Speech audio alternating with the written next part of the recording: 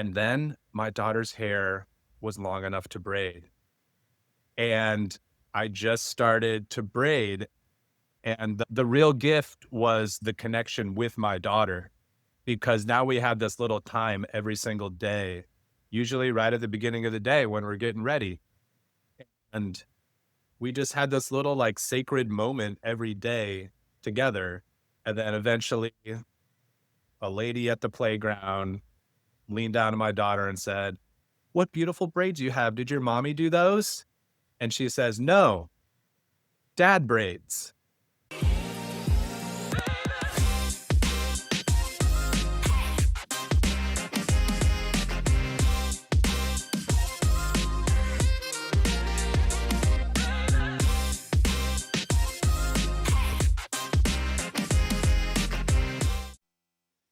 What's up, dads? This is the Rise and Dad podcast, a podcast and perspective on life as a dad from dads who are intentional about their fatherhood.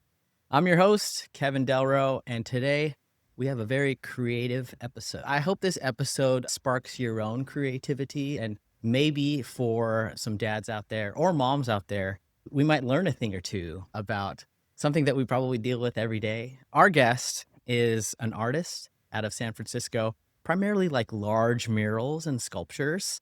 And he also helps his wife manage the family business, the Rabbit Hole Children's Theater in San Francisco.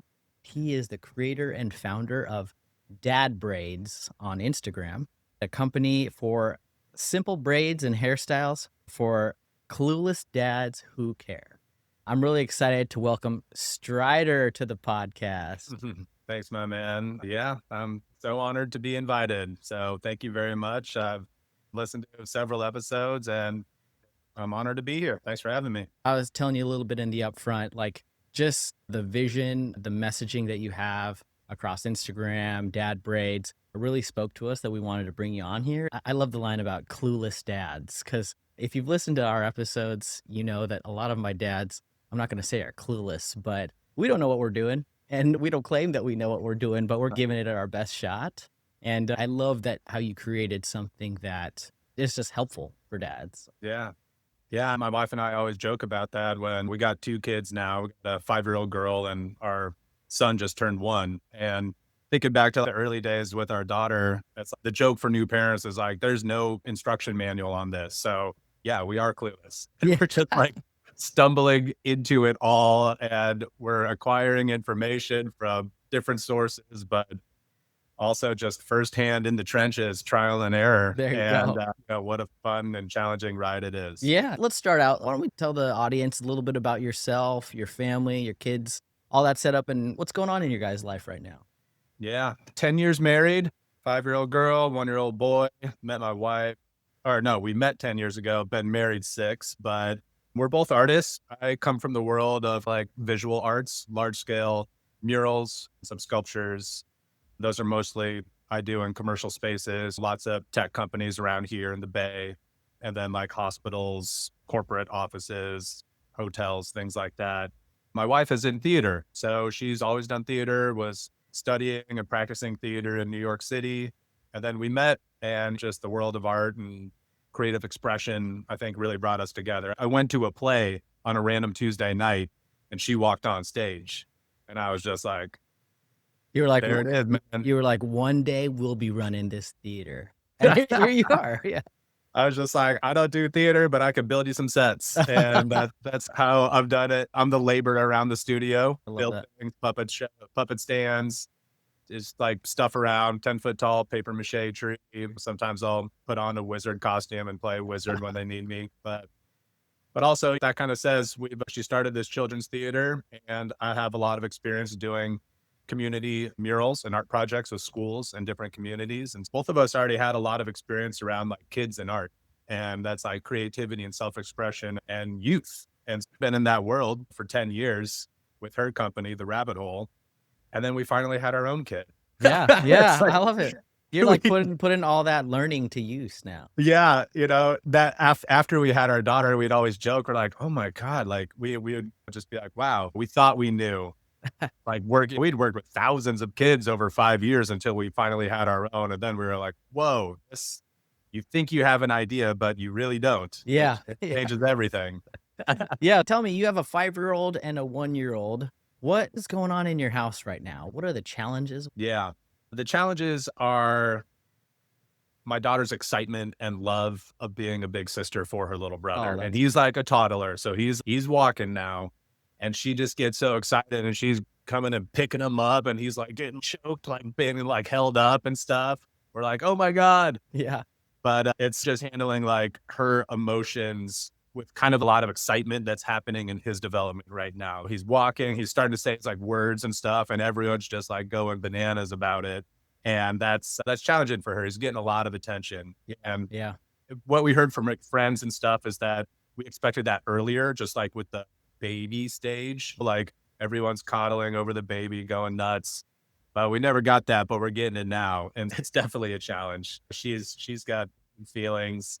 And so we're just learning how to allow her to have space for those feelings and how Yeah. we can talk to her about it and just open up dialogue so that she feels seen and that we can reason with her just to be like, we don't love him more than you at all, Yeah. you know? Yeah. So that's That's the major great. Yeah, challenge. definitely a big challenge. I know there's probably some listeners that are going through the same. I only have one daughter and she's about to turn 5. And right now, one of our biggest challenges, Strider, is that literally, if anything is different from what we usually do or what we said we would do, let's say it started raining and we're not going to the park anymore, we are in meltdown city. Or if we said you could have 3 French fries and the dog ate one of them off the table, there it is a meltdown that there's only 2 fries on the table, and so Yeah. we're just really being tested right now with our patience and also talking through things. Sometimes my daughter is really having some trouble with change in Mhm. anything, and so that's right now, at least in my mind, that's like our biggest challenge right now is things change. Like, the only thing constant in life, what I tell her, is honestly change, and we gotta be able to navigate that, but we're still talking and listen to her feelings. But man, that is such a challenge. If you have any advice for that, I'd love to hear it. Dude, that resonated so much because I remember when that started to come on with us as Yeah. well. And we're not that much older than you. She's 5.5. We're still very much in that as well.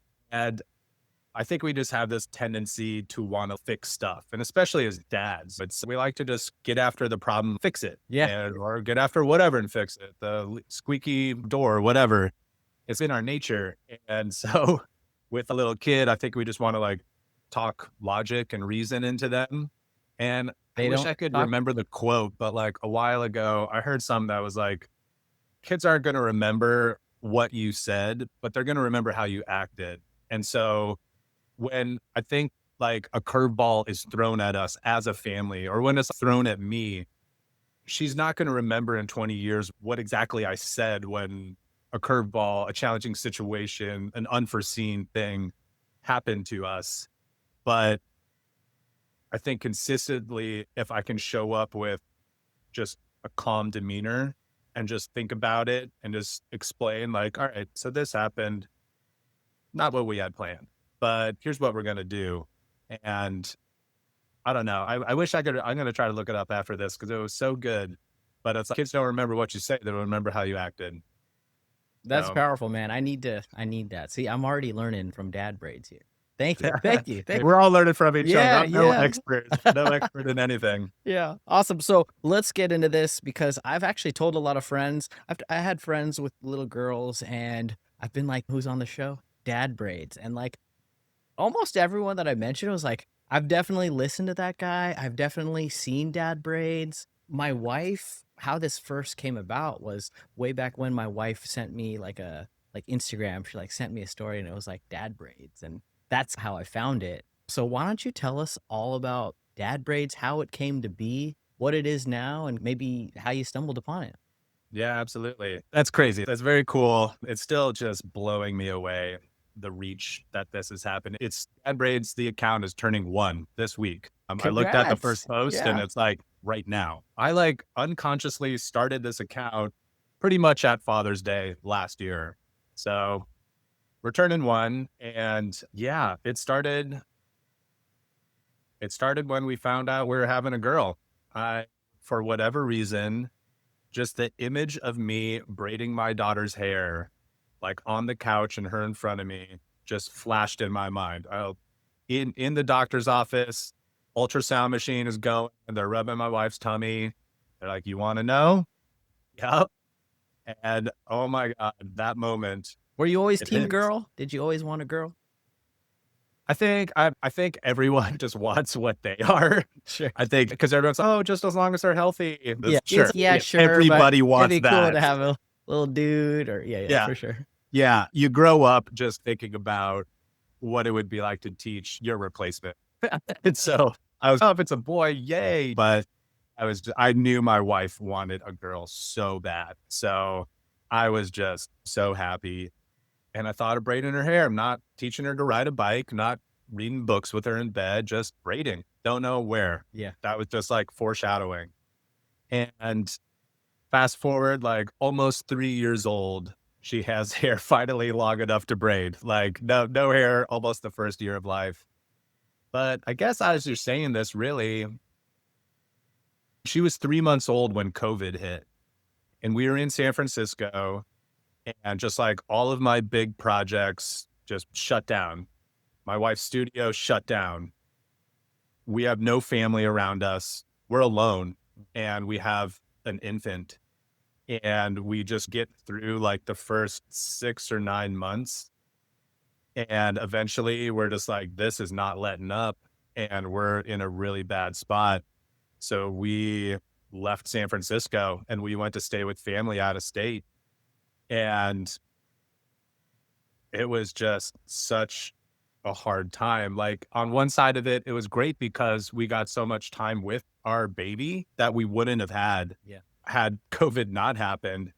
But at the other side of it, it's both of our companies are just completely, like, on pause, and we drained our savings, like, we were out. Yeah. And you have And to raise this baby. yeah, Diapers aren't cheap, like everything. Yeah. everything. We're so fortunate that we were able to go stay with some family, and that just kinda gave us some space. And then San Francisco lifted its restrictions and businesses could start to open up again. So we came back to the city and we got this tiny little apartment right above our studio. So we're trying to open the theater studio again. All of my art projects are still just on pause. Like, just nothing's happening. We're just working so hard. And I'm just like, I have I've been using my hands and working with my hands my entire life, and, like, that was gone, and then my daughter's hair was long enough to braid, and I just started to braid, and I found out how hard it is, and so I just threw myself at this new thing that I could just do with my hands. Couldn't paint my murals, couldn't build my sculptures, but I could braid my daughter's hair. And it was new and it was challenging. And It's I've like a always new wanted to art do it. form. It's like a new art form. Exactly. Yeah. It was like later on, once I got better, I very much understood that it is a form of creative expression. Like, you can get super creative with it. It's hair styling, like it's a style. But I just kept going at it. And it was something I could just do every day. And the real gift was the connection with my daughter, because now we have this little time every single day, usually right at the beginning of the day when we're getting ready.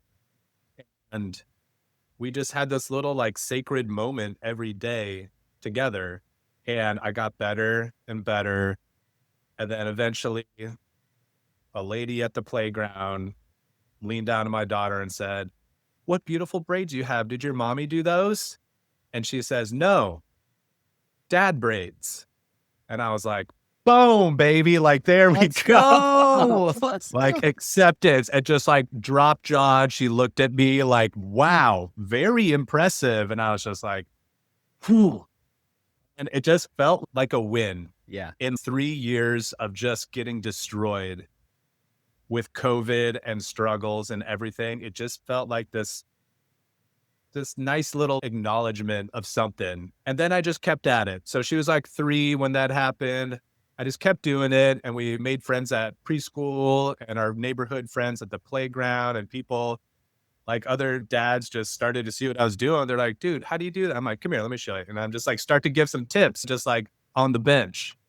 And then I was just like, I started to think about it and I'm like, all these guys are want some more tips. Like, what if I started a social? And I didn't do it. I kept going. And then we got pregnant again. And then it's, oh my God, here we go again. And pretty much the week after my son was born last year, he just turned 1 in late May. I started the account. So I'm just like, you know what? Because we're not having any more kids. So it's like, we're done. Like families, we got our family.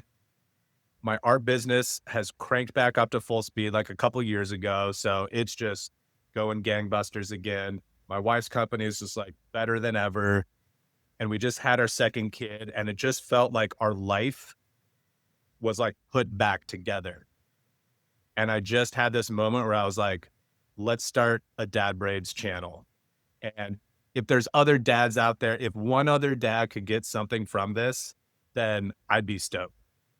And I started publishing and it just took off like gangbusters right away. And then a couple viral videos just sent it beyond what I ever could have imagined. And here we are Here a we year are. later, and it's just I'm trying to figure out what to do next. I don't know. Yeah, no, that's such an awesome story. I love that. And there's so many things stood out to me. I think the bond with your daughter came out really clear, where I think that, and I usually ask guests questions about personal interests and work and stuff. And how cool is it that this project brings you guys together? Literally, like you need her in order to create content. Yeah. I have other people in my network who are content creators, not necessarily like parent content creators, but whatever that might be in terms of an influencer. And it's like that type of stuff, like editing and content, takes a lot of time and effort. And I think that it's really cool how your daughter could be a part of this endeavor and really she's like literally the subject of, or at least her hair and her head is in Yeah. every piece of content. And it really spoke to me when you talked about when she dropped the line, Dad Braid, and look back. And I know you probably felt it at this moment, but for me, when when my daughter speaks about me to a friend at school or says anything about me to an adult that is like very like proud, that I can hear that she's like proud, like dad does this and or dad plays basketball. I'm not great at basketball, but she tells everybody. And it's you get this sense of like pride where you're like, oh, like she's like proud of me. And I'm sure that moment where she was like, Dad Braids, hell yeah, like I did. And she was proud to tell everyone that you braid. And I found that so cool. Yeah.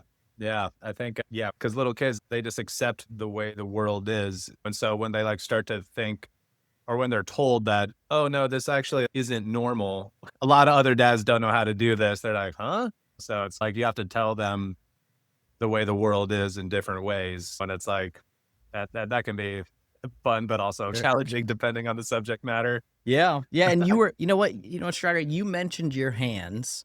And I think on your videos, you call them sausage dad hands a Yeah. lot.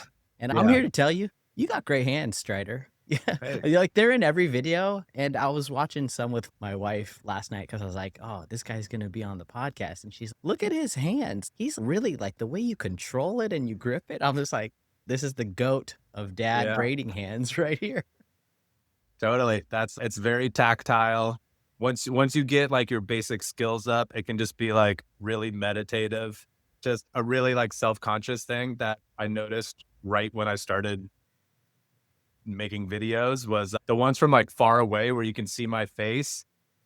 I'm doing this with my mouth like, Everybody has the face when they're like and working. that is a sign like when you are in flow state. Like I was listening to this like guy talk, this researcher about creativity, and you can always tell when someone's in the zone when they are in flow, because that's a big tell. And I'm just like, guess I'm right there, dude. I'm There just you like flowing go. in it. I'm like fully present. I'm just like in the zone. I'm making sure all those strands are tight. Like it's fun. That's awesome. Yeah, Michael Jordan was in flow state with his tongue out. You're in flow Exactly. state, just mean mugging.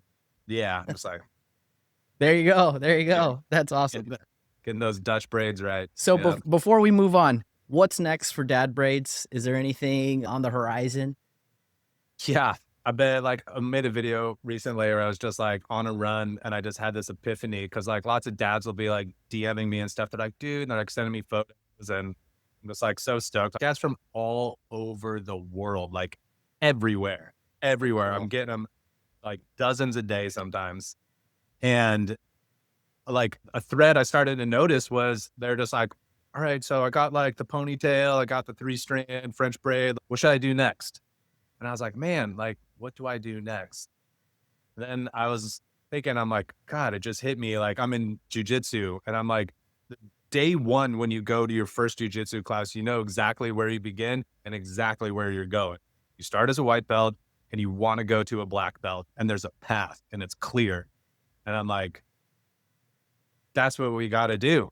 I'm going to create 5 belts, but they're going to be different colored scrunchies. So I am creating a growth path for Dad Braids where it's That's like awesome. level 1, the white scrunchie. Level 2, like I got to come up with my own color palette. Maybe the black belt will be like a pink scrunchie and we'll work There our you way there. go. There you go. But that way I think guys like that kind of stuff, like a challenge Yeah, and like know where goals. we're Oh going. yeah. It's like, man, I'm leveling up. I don't know. I made that video and people just they're like, yes. So, Yeah, you know, no, a I big totally part of Dad remember it. Braid. It actually had some great production value to it, right? I remember. I think you have this like epiphany in the video, right? You're like, I know what I'm gonna do. I definitely Yeah. remember seeing that video. Yeah. A part of all this too is just with my professional art career, I've been on Instagram like 12 years and I got 14,000 followers with my art page. Yeah, And in 1 year of Dad Braids, it's at 240,000 or something, just insane. right. And so I'm just like, this is just nuts. I don't know. But I've always enjoyed just like really great content on the internet. I love watching all kinds of different creators out there, whether it's other artists like doing like process videos or just some really great storytellers or cooking channels or whatever. But like, I'm always a big appreciator of really great media. And it's been fun with Dad Braids because it's a completely different brand and vibe. Yeah, And so I got to start from day one with Dad Braids with some experience doing some content creation, but yeah, yeah. totally different. You're doing a great job, man. We really Thank you. like the stuff. Let's get into a little bit more of the brass tacks of why you're here to talk about your father. We Yeah. love fatherhood around here. I think that we talk to dads of all different walks of life, and when you strip away your career, your job, your family setup, it always comes back to this presence and being compassionate, and this just all the love and all the feels. And I love to talk to dads about that. But the first thing I do want to ask you about is your dad. Can you tell us a little bit about your dad? Yeah. So my dad was also an artist. He was a sculptor. And so I grew up in his studio, just him. He would make really big sculptures, public art pieces at airports and stuff. So just like massive steel sculptures in warehouses and things. And so I grew up in that environment, just learning to work with my hands, how to take ideas and bring ideas to life in visual form, how to communicate without using words. And that was a really interesting environment. Like, again, like as a kid, you're like, oh, this is what my dad does. Like, that's normal. And it's No, it's not. no, none of my other friends' dads did anything like that. So it was exciting, but also when you get to like teenage years and you start to really compare yourself to your friends, it was hard. And my dad didn't really understand art as a business at all. It caused a lot of issues in our family. It actually like really tore my family apart. My parents split and it was just tons of money issues, huge fights, things like Yeah. that. So that was hard. I was like 13 or 14 when they split up, right when I was entering like becoming a man. And my dad was gone during that time, which being a father now was hard. And now I have a son that's coming around and 14 years he'll be there at that same spot. But because of that, my dad and I always had difficult relationship at times, but really wonderful at other times. But that's just who he is. He can be really sweet and just so hard at other times. Yeah, so Um, tell me more about that. Did he move away, and how did that impact your guys' relationship? yeah, so I'm from San Francisco, but when I was 5, we moved to Iowa, where my mom is from, and her whole side of the family was there. Her dad was battling cancer, and my sister was just born, but the family moved to a small farm town in Iowa, so it was, like, a huge change, and my dad is just this wacky San Francisco sculptor, so him being, like, brought into a small farm town in Iowa, understandably very challenging for him. So of course they had a lot of issues and they fought and they split up and he went back to California.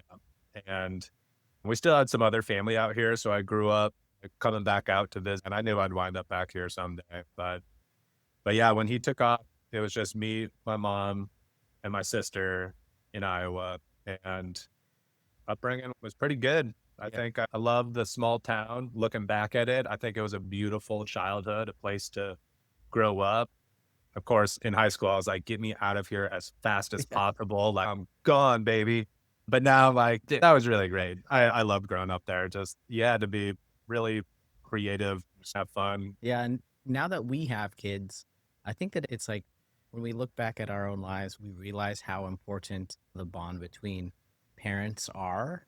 And for people like you or have experiences, sometimes it's motivating where, let's say, you have some sort of trauma and you're like, as a father, there's no way I ever want to put my kid through this, or I would never leave. And I think that we get inspired by some of our past experiences, past trauma, in ways how we can like always be better and intentional just our kids. I feel you, man. I heard a while ago, I think it was a quote from Brene Brown. She's a really great social researcher. And she had this thing in one of her books that was just like, everyone's trying to be their best. And at first it's like, no, I don't believe that. Like everyone's not doing their best because some people are really hard to be around and everything. But then she went into it more and it made me think about it. It just always stuck with me. And sometimes I think about it still years later, but everyone's at their best at any given time. And maybe someone's best is this high, whereas someone else's is this high, but everyone's just at their best. And that kind of helped me get through the issues with my dad because like his dad, like physically beat him and his other siblings, just give him whoopings and stuff and spankings and things. And but my dad never touched me. And that's really hard to do. Like that's incredible. And I applaud him so much for that because he broke that chain of probably many generations of physical violence in the household. And for all the shortcomings my dad has, he stopped that. And there's no way it's continuing like on from me. So thank you so much to dad for that. And with all the other issues he has, it's like, I know he's trying his best. And I think everyone is. And also, it's like, none of us can ever control what's happening out here, but what we do have control of is our response to it. So it's like stuff with my dad, stuff with my daughter. It's like anytime like something challenging comes up, I try to have some emotional intelligence in myself to feel myself start to get real agitated or whatever and just be like, take a moment and just think like, I can't change this, but how am I going to respond to this? And that served me a lot. Yeah, I agree with you on that. It really spoke to me about trying your hardest. A lot of my friends, we have conversations over drinks sometimes about our upbringing, and or you'll look back, and even me and my brother sometimes, like, yeah. Do you remember when our parents would do X, Y, and Z? And it's now 30 years later, it's what the F were they doing? But if you speak to them, and my mom would even say now, she's like, I didn't know. Like, I was trying my hardest. That was the best I could do, or the best I could afford, or whatever it means. But when we're young, we don't see that. We just see, oh, mom's mad, or dad didn't get me something. But we don't understand until we're adults and going through it. It's, oh, it's probably because they only were working this job, or at that time, dad wasn't working, or whatever it might be. And so, I think it's so huge about just understanding that everyone was trying their best. And I think that's a good thing to think about like they were trying their best. Like that was their best. And like you can't judge someone for not reaching a certain bar. It's just like they were trying their best. And I talked to a lot of dads here on the show where they're like, man, one of the biggest challenges about fatherhood is I don't know if I'm doing good enough or I don't know if I'm there. And what I usually tell them, I'm like, because you're thinking that and you're worried about doing your best, you're already there. Like you're doing it because you're mindful of what your best is. That really struck a chord to me, and I like that. But one question I have for you, Shredder, is your father still alive? He is. Yeah. He just lives like hour and a half away.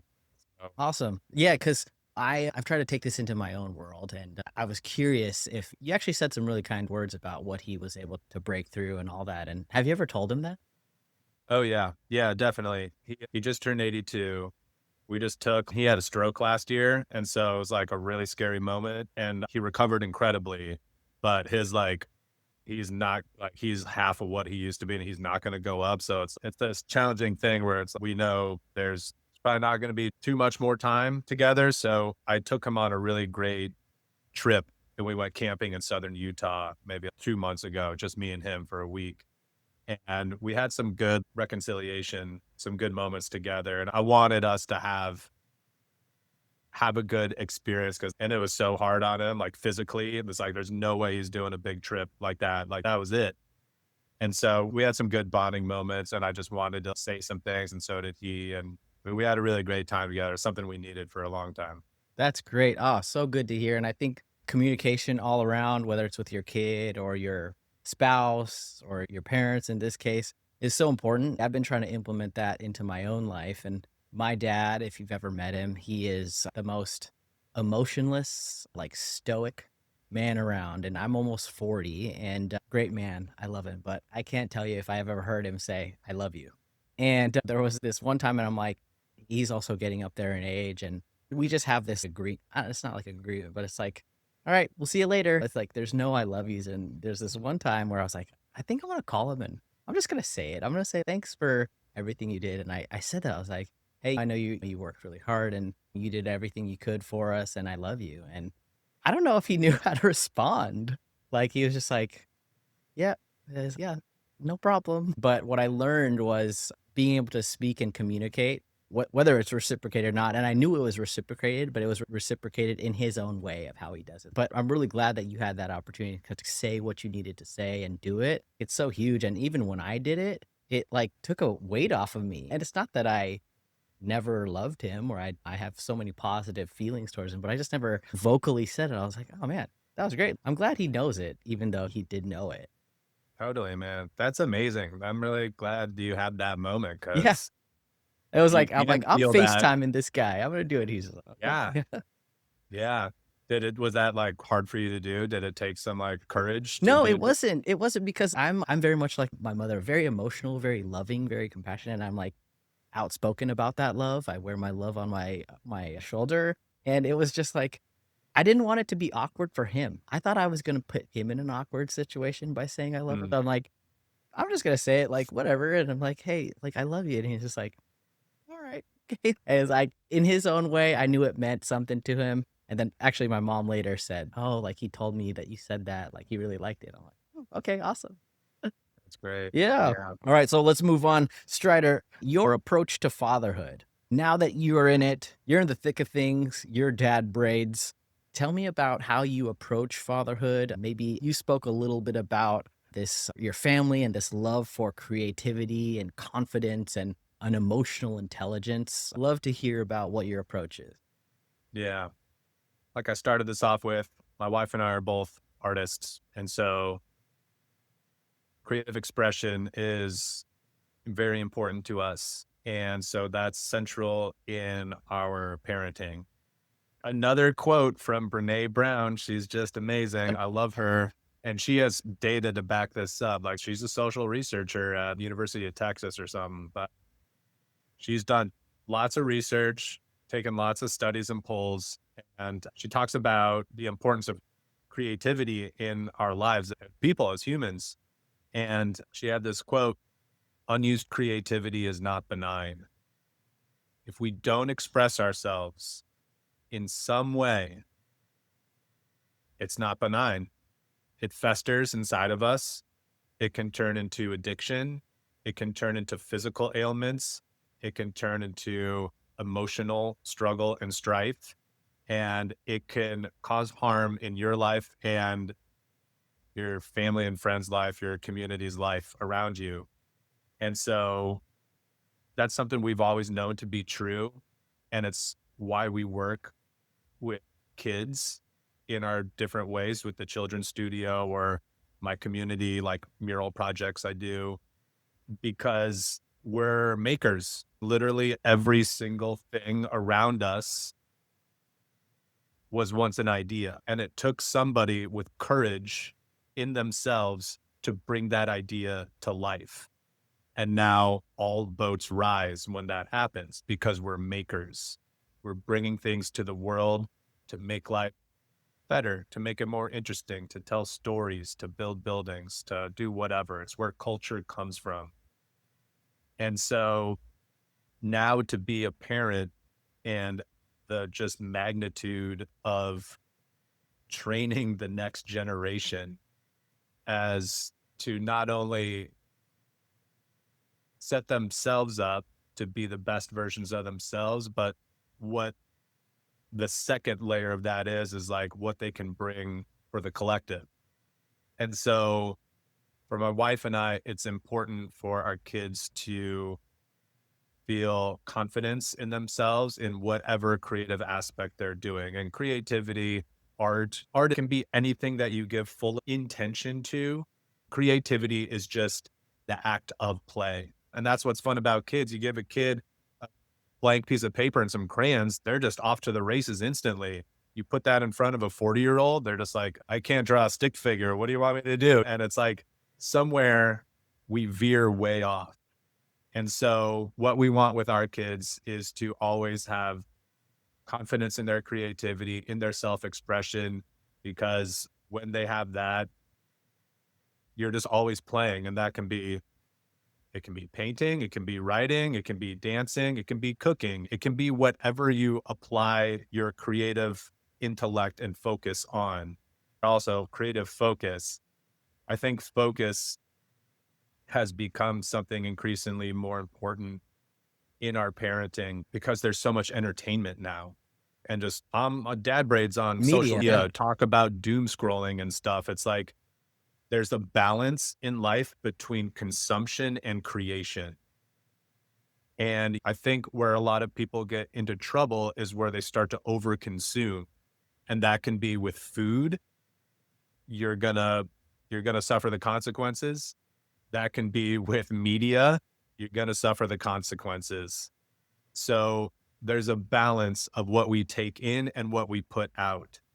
I think with all the entertainment that's possible out there for adults, for kids, for everybody, there has to be space and like teaching our kids how to create space of being able to focus on something. And that is so hard because like Uh, she wants to watch another Bluey. She wants yeah, to work yeah. into a podcast. Oh my gosh, it's so hard. And especially as they get older and they can start to reason with you. And now she's like learning all the tricks and she's very persuasive. But it's creating intentional time and space for her. And it will be with our son too. But to have, she's got like an art table, and I'm like in the studio right now, and I have a bench low for her that she can just go and just start to, she loves dancing and like painting and Legos and everything. But I think for our kids, it's like developing creative confidence in themselves, trust in themselves and what they have to bring to the world.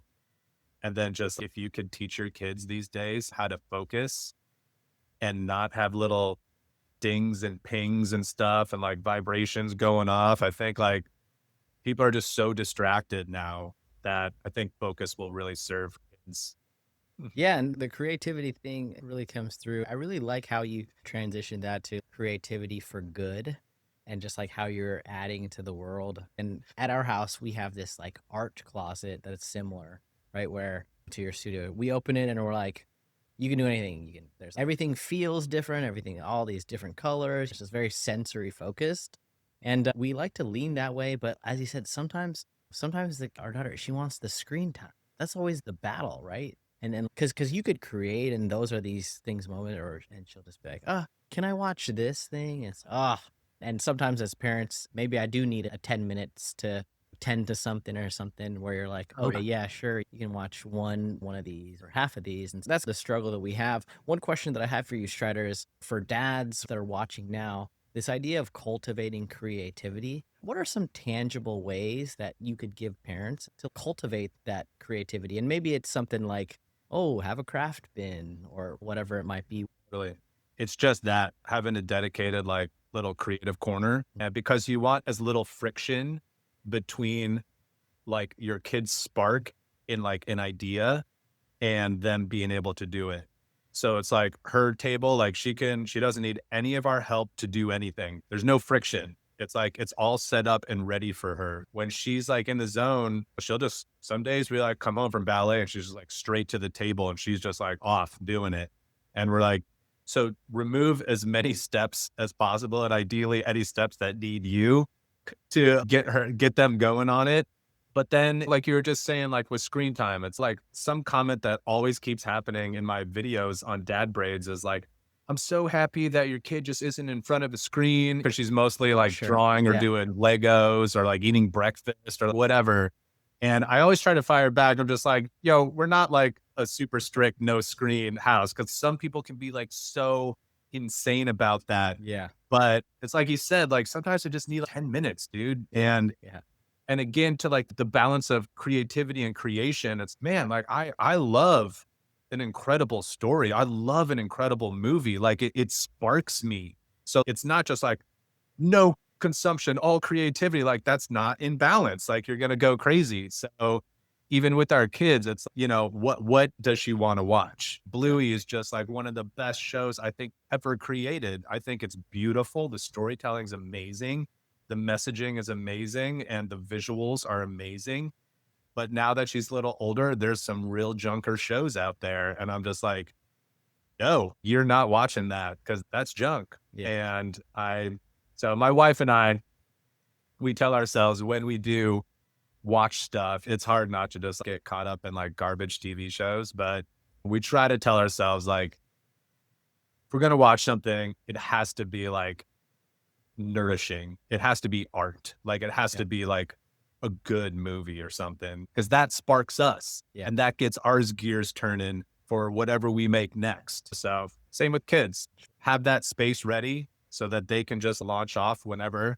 And that's just like drawing and stuff. But if your kid likes dance, if they like whatever, just have them have their space if possible and as little friction as possible.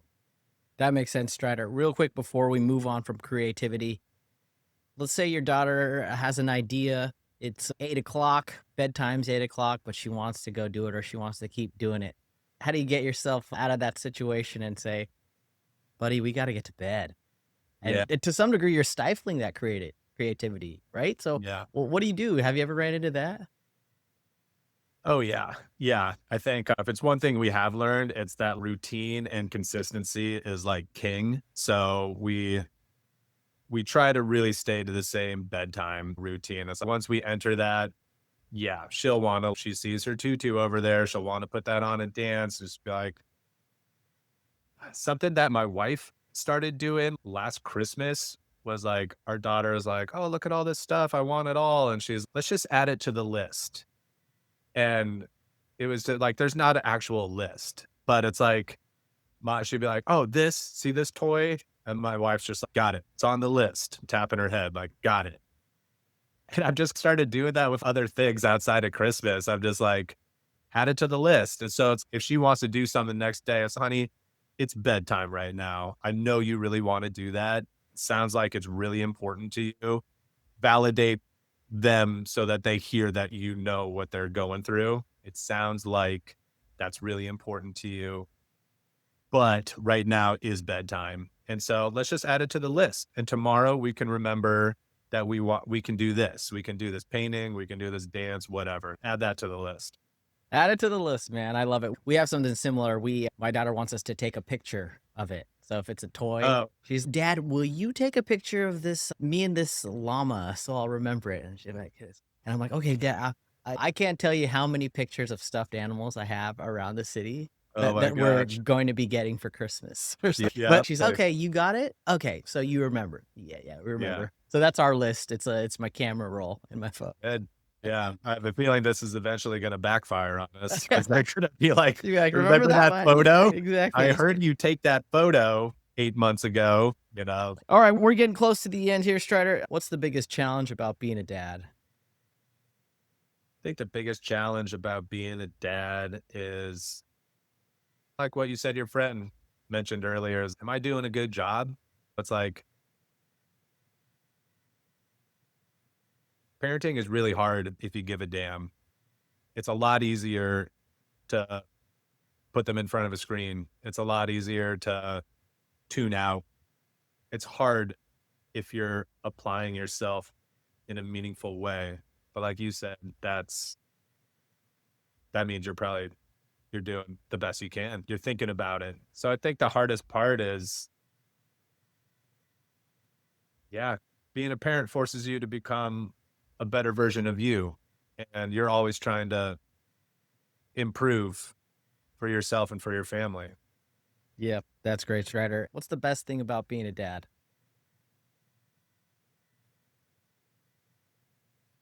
Recently, I've just been thinking about that this is my chapter in a long line of family and heritage and ancestry and history. And we get this one little moment to train our replacements. And what a beautiful thing that is. And so I'm constantly thinking about how special I never really paid that much attention until my ancestry and history before. And this has really brought that up and in for me. And I'm just so honored to be the next link on the chain. And it's gonna keep going. And I love knowing that these two little humans are not little mini versions of me, but their own unique spirits. And it's just my job to help them become the best versions of themselves too. Oh, yeah, I love it, Strider. You're doing it. You're doing it, man. We all are, dude. All right, and this last part is the rise in dad's choice. It's just a quick this and that, some quick hitters. Strider, would you rather do bath time or school pickup? School pickup. I'm social. I like seeing other people and all the friends. The morning routine or the nighttime routine? Morning. It's braid time. There you go. Oh, I should know the answer to this one. Reading or building and crafts time? Yeah, building and crafts all day. A long car ride or a long flight? A long flight. They If can't go anywhere. They're stuck. Yeah, I we've had a lot more There you go. success with Yeah. meltdown than flights than car rides. Would you rather deal with a poopy blowout or a meltdown? Both of them are in public. Poopy blowout's a lot easier. You The gotta have the emotional right you stuff. gotta have the right things with you. You could be caught with not all the right stuff, and that might No, be a shitty experience, no pun yeah, intended. yeah. I'll still stay with the poopy diaper. Yeah, emotions are a whole nother beast. There you go. Eating out or cooking in? Cooking in. One-on-one time, that'd be like you and your daughter or the whole family. One-on-one time. Same. I love Yeah, it. I love that. Yeah, when my wife's in the room, I'm just a side piece sometimes. She's just like, so dialed in, and when we have our own time, then, you know, like I just feel like it's so special connecting on things. I love that. totally. Yeah. All right, Strider, this takes us to the end of the podcast. Before I let you go, I got to ask you the final question. Our final question is that if we ran into your kids in 20 years and we asked them, tell us about your dad, just like how I asked you about your dad, and you mentioned you called him a wacky sculptor. I think that's what you said. What would you hope that they would say about you?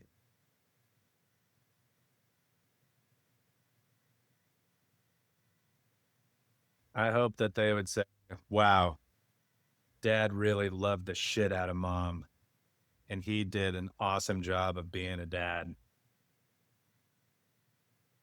I felt that That's one. Let's go. That's yeah, great. That's great. I always ask that question, Strider, because that is obviously in 20 years. So, like, you could start that journey building that today, yeah, just knowing that. And I yeah. think that's awesome. And I wanted to thank you for jumping on the podcast. I think we learned so much about expressing creativity, just using our minds to be creative and add to the world. And how can we help our kids do that? And I hope that everyone learns something and goes and finds Dad Braids on Instagram. Thanks for joining us. We had a just such a great show, and I feel inspired myself. Oh man. Thank you again for the opportunity to be here. And this is an art form for you, man. You're very good at conversation and holding space and keeping a really thoughtful, engaged direction of conversations. Props to you. This I is appreciate it. I can't believe it's over already. I know. Time flew Hey, by. you know what we said, both of us as dads? We're just trying our hardest. We are. Yeah. Anybody wants to come on over and hang out at Dad Braids. We're all learning to grow, do braids better, but also become better dads at the same. For Kevin and Strider with the Rise and Dad podcast, thanks everybody for tuning in. We'll talk to you next time. Thank you. Thanks, Kevin.